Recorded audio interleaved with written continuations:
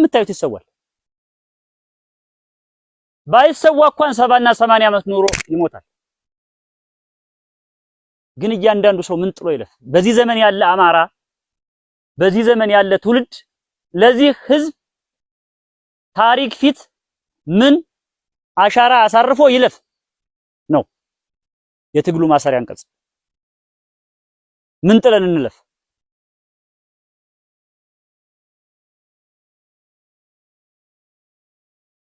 ዘር ሲበትን ማዳበሪያ የሌለው ገበሬ፣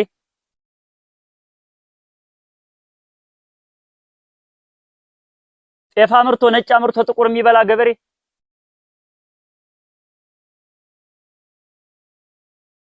ጣሪያና ግድግዳ የሌለው ትምህርት ቤት፣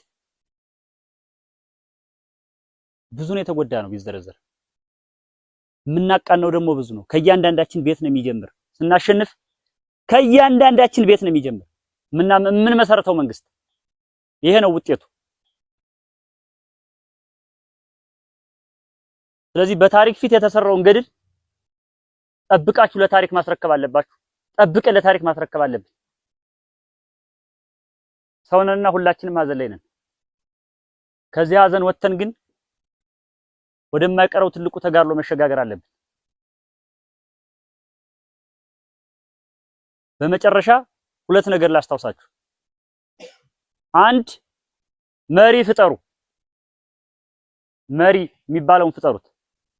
እነ ተፈራ ዳምጤን ፍጠሯቸው መልሳችሁ። እነ መዝገቡ አለልኝን ፍጠሯቸው መልሳችሁ። እነ መንበሩ ጌታዬን ፍጠሯቸው መልሳችሁ።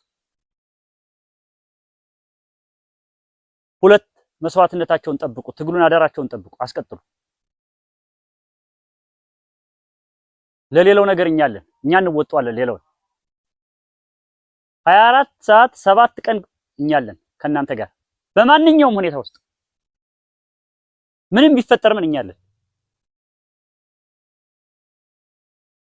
ስለዚህ ዋጋ የከፈሉ ወንድሞቻችንን ነፍስ በአጸደ ገነት ያኖርልን።